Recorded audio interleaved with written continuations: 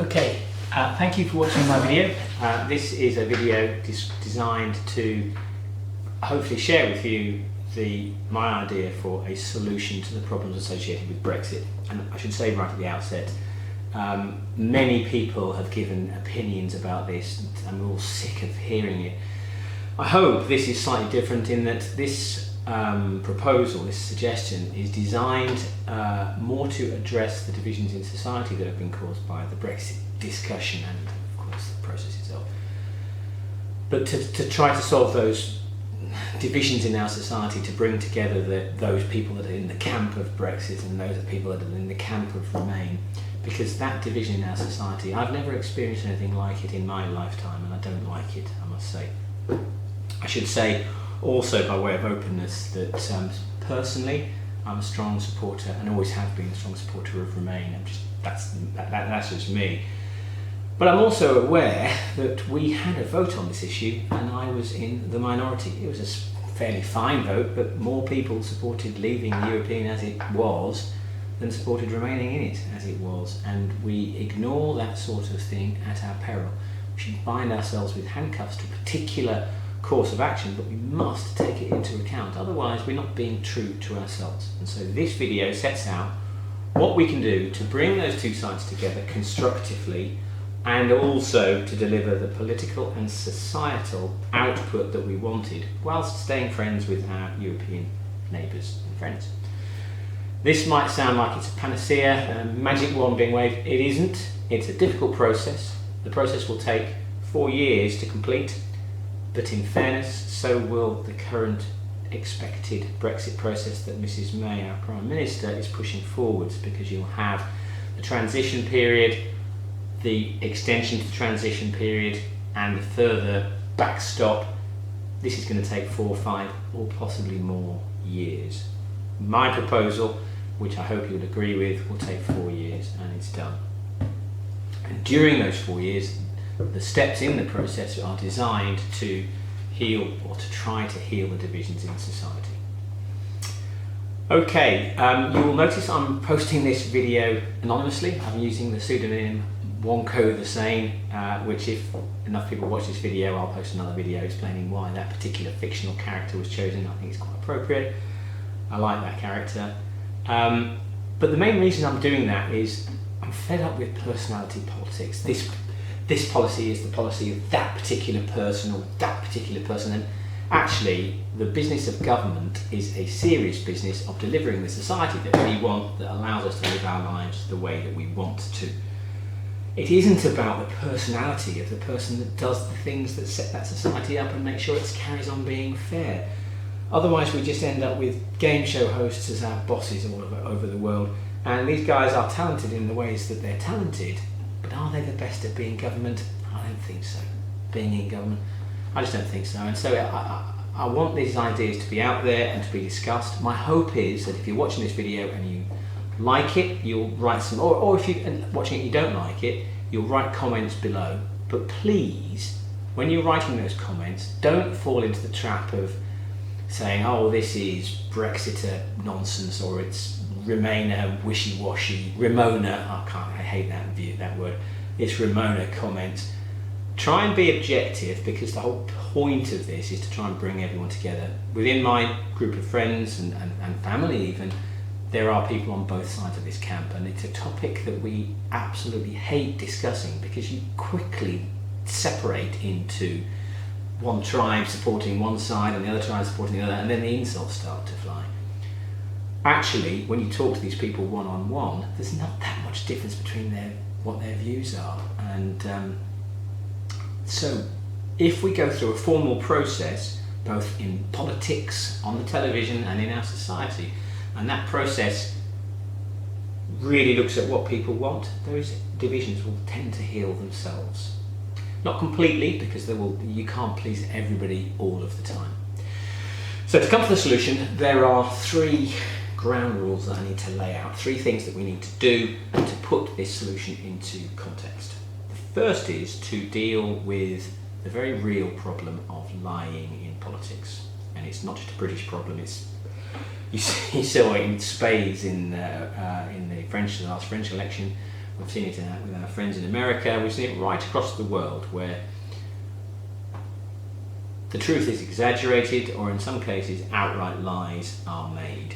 And I just don't think that politicians, even the ones that I don't like, I don't think they go into this wanting to lie. They probably go into it wanting to do the right thing. But they end up with a bitter discussion about a topic, and Brexit's a very bitter topic, and they want to make their point, so they exaggerate a bit, and their opponent then exaggerates a bit more, and they think, oh golly, that's a bit convincing, I better exaggerate a bit more, and you end up with outright lie number one, and then this guy thinks, well, that's a lie, I better also give my own little piece to give balance, and you end up with completely fictional positions where both sides are lying, and us, the public, wanting to decide which way we're going to vote, are left thinking, I don't want either of you. I don't want either side of that argument, and which one do you want? I'll go for that one. You end up with a decision that's more born out of frustration and anger that the politician's not being honest than anything else, and so we have to address that. Now, I'm not naive enough to think we can suddenly wave a magic wand and stop people lying in politics or in business or whatever, but you can put in place consequences, and I propose that we put in place legislation. And that we're careful in doing so. New legislation and rushed legislation tends to lead to bad legislation. We've seen it with so many things, and it's better to do this more in a more measured pace. And so what I would propose we do is, more simply, we just redefine the under the 1968 Theft Act, the definition of obtaining money by deception. Now, I'm not a lawyer, but I'm sure these things can relatively easily be achieved. You take the definition of obtaining money by deception and you broaden it to include obtaining political office or political advantage by deception, or indeed non-political office or non-political advantage. But you broaden that definition so that if a politician is convicted of deliberately and knowingly lying, they will face a prison sentence as if they'd stolen money. Now, there will be many hurdles to actually getting a conviction for these things, but it'll make the politicians think twice, and I think that making of them think twice will steer them back away from the escalation of spin, spin, lie, lie, and more to making the arguments that we can then decide upon.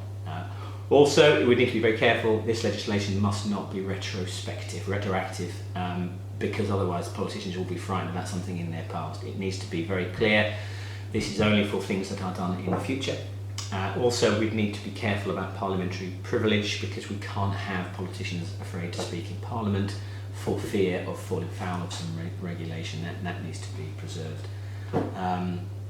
So that's the aim of that is not to stop people lying or spinning, but to introduce some sanctions to make them politicians pause and think, do I really want to do this?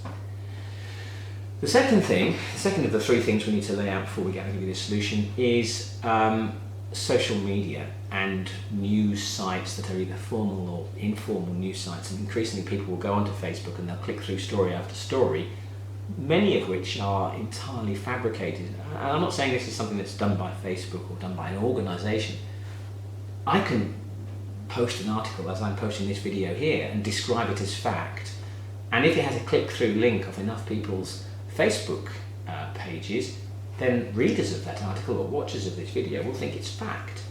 And so, just as we have the Office of National Statistics that calculates statistics for us in a fair and reasonable way, we have the Office of Budgetary Responsibility that makes sure that government forecasts are based somewhat in reality. I'd then create a new department. There's another new department I'll create in a minute, which I'll tell you about, but I'll create a third department, which is the Office of Fact Checking. And what this would do is it would something like a traffic light system in the top corner of a posting. Maybe blue might mean, we haven't checked this yet. Amber will mean this is a little tiny bit of spin here. Partly true, but it's partly spun. Red, clearly, these guys' pants are on fire. And green means, yeah, we've checked this and it's true. And most stories should get that green traffic light. Over time, a given politician will have, let's say, 100 stories that have been scored truthful or untruthful, or 100 interviews, or 100 appearances, or 100 Twitter posts, or whatever. And they'll have an average score, and you'll be able to look up your local MP or candidates that want to be your MP and see, are they truthful? And if you want to vote for someone that's a proven liar, that's your choice, but you'll be doing so on an informed basis. And I think also the fact that politicians will know that their tweets and their Facebook posts and their things that they say on television are going to be checked. That will also make them, both politicians and people that seek to, influence news behind the scenes, will think twice. We need to be very careful about how we appoint people to the fact-checking department, because it needs to be absolutely not political appointments. They need to be fixed terms, they need to be long terms, and these people need to be absolutely independent. And recognising that you can never make people completely independent, the fourth department, this is the second new department, but the fourth of these government departments would be the fact-checker checkers. I just like that name. But the people whose sole job it is to check the objectivity, consistency and repeatability of the fact-checking people. I think once you have these three things to set up, the criminal offence of lying to obtain office, or to obtain political advantage, the fact-checking people and the fact-checker checkers, I think that debate from politicians will be not perfect, but better than it has been because of the consequences of it not being better. Okay, so let's move on to the solution. The first thing I'd say straight away is that this solution involves immediately terminating Article 50, and those people that are ardent supporters of Brexit, don't fear this solution will deliver the Brexit that people voted for. I didn't vote for, but that most people voted for. It will be delivered, and it will be delivered in a timescale that's probably quicker than the drawn out, painful, bitter process that we're about to enter under the current government. So Article 50 will be terminated because there just isn't enough time to do the things that we need to do. The Article 50 notice shouldn't have been served until we were ready to agree a withdrawal agreement, because when you're negotiating with another party, if they know you have a deadline that you're working towards and that you're screwed if you miss that deadline, the hardest thing for them in their negotiating stance is how to not absolutely make you look ridiculous, because they'll be doing that. And I think, to be honest with you, I looked at the way that our European friends have negotiated, and I've actually felt quite proud of the way that they've behaved, because our negotiating position here in Britain has been so fundamentally crippled by the fact that we're negotiating against a ticking time bomb. So we should negotiate our withdrawal agreement from within the EU, because doing so we can use our veto to our advantage. And if one particular government, or let's say a group of governments, is not agreeing to a particular point that we want in our withdrawal agreement, we just veto everything that they want. Unpleasant as that is, that's the strength and also the weakness of the European Union. It doesn't need to be this way, and I'll explain in a moment why it doesn't need to be this way, but negotiating with the European Union, we need to negotiate hard because the world is a hard place. And I think our European friends will respect us, as they do currently, as a strong part of the European community. They will respect us as a tough negotiator as well. But we can negotiate from within the EU. So the first thing we do is we cancel our Article 50, and we immediately start a process where it's a twin-track process, where we have the MPs and politicians doing some things I'm about to describe, and we have the civil service doing a whole range of other things for 1 year. That's our deadline that we impose, and if we want to extend it, we can unilaterally do so. This is for us to do. So the politicians, we have 600 or so MPs, they'll all go out to their constituents and ask them what are their priorities.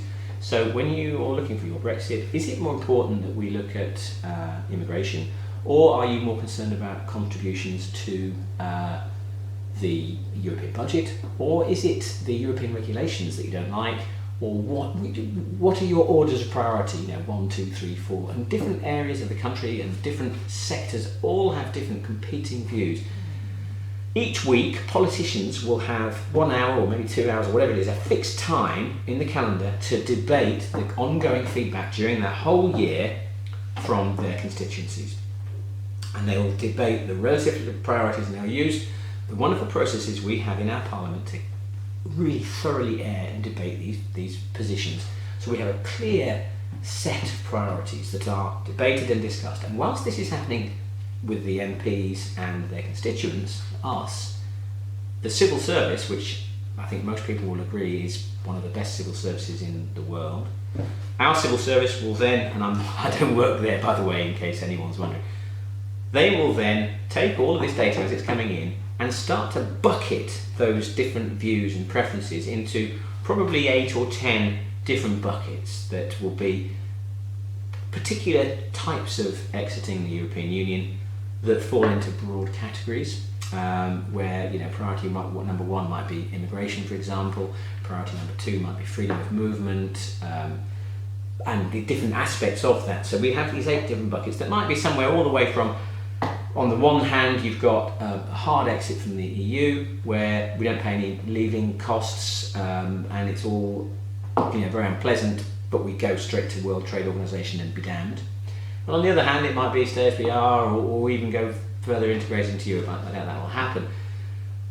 But some of the buckets in between might be quite interesting. One that would interest me, and I suspect many people, will be what Mr. Cameron tried to agree with his ridiculous globe-trotting trip he did in February of 2016.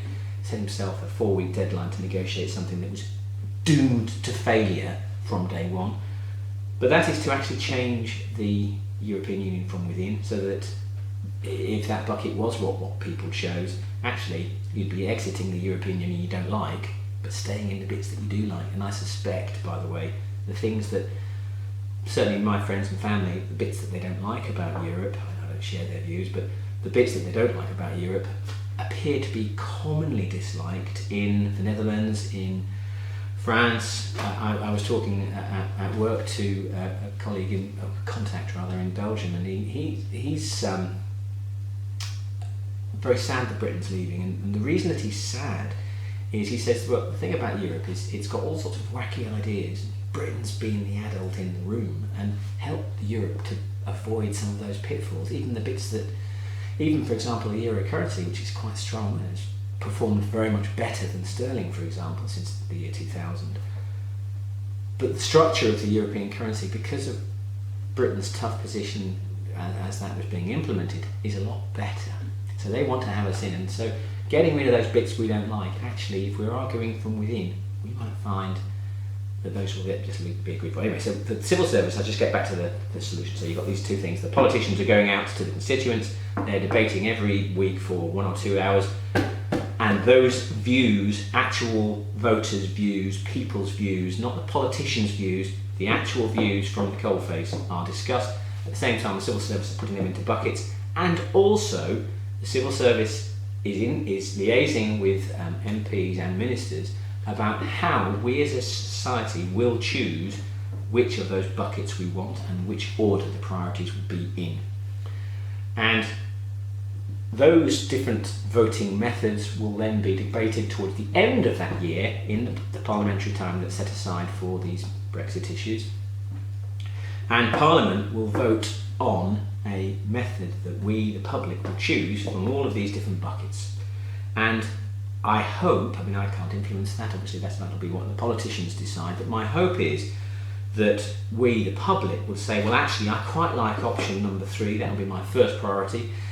My second priority would probably be option number 4, and if we can't have that, I'd probably go for option number 2. Now that's quite a complex method of voting, but the point of this solution is the action of deciding what your priorities are means that you have to understand all of the drivers behind each of those buckets. So when you vote for, let's say, 3, 4, 1, or whatever, you voted for that, and someone else has voted 7, 8, 9, you will understand exactly what's motivated them. And we as a society will have already, in this parliamentary discussion, worked out what we do if a particular outcome arises. So we don't have a vote and then think, oh golly, what do we do now? We're in uncharted territory. We will already have decided it.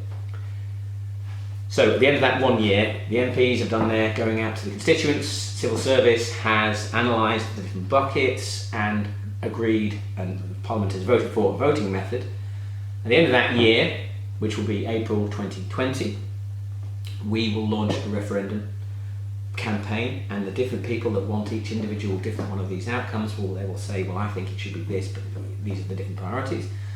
And that debate will be had, and that will be, let's say, 6 months. And so that 6 months goes by. Actually, it's less than 6 months, isn't it? It'll probably be about 4.5 months. But that period goes by. We have the vote, and then we get immediately into execution. That execution will probably, and no one knows how long a negotiation will take, but because we will have a very, very clear position and a very clear set of fallback positions, so if we don't get A, this is the consequence. The negotiation will be relatively quick, but the implementation of the negotiation might take a while because we will need to use our veto to steer those that don't support our choices in the right direction. And that's why I say it's going to take 4 years, because we have the 1 year consultation, then you have the, let's say, 4 months worth of the vote itself, then we have, let's say, another 6-7 months to agree the withdrawal agreement, then we serve our 2 years notice under Article 50, there's your 4 years, and it's done, okay? I'm trying to think what's the next thing I need to say. So that's the solution that I'm proposing. We have that process, and the debates that go with that process will, I hope, bring people to realise that actually those that support Brexit are not racists or fools or swivel-eyed or whatever, and those that support Remain are not wishy-washy, naive Remoaners, and people will realise actually that we've got a hell of a lot more in common than we have between us. I'm disappointed in our politicians that they haven't come up with something constructive. I hope that this video will lead to some dialogue and some debate. As I said earlier, I can't remember if I did say earlier, but as I said earlier, please do put some comments beneath here. I hope you will click like on this video or subscribe to the channel, because if this video gets a lot of likes or a lot of subscribes, then politicians will take note and they'll read the comments. If it doesn't get, if only got half a dozen people that have looked at it, it will just die the death. So if you like what you've heard, do click like and please subscribe to the channel. And I really hope that if you put a comment down, it's constructive. Even if that comment says this idea is unworkable, be constructive, because I'm not a politician and I don't have any aspirations to be a politician at all. I just hope that the agony of this Brexit process can come to an end. So put your comments down constructively. Please do click like and please do click subscribe to the channel. I hope I've pointed to the right sides of the screen. Mainly, thank you for watching, and I hope you found this useful. I think that's everything. Bye for now.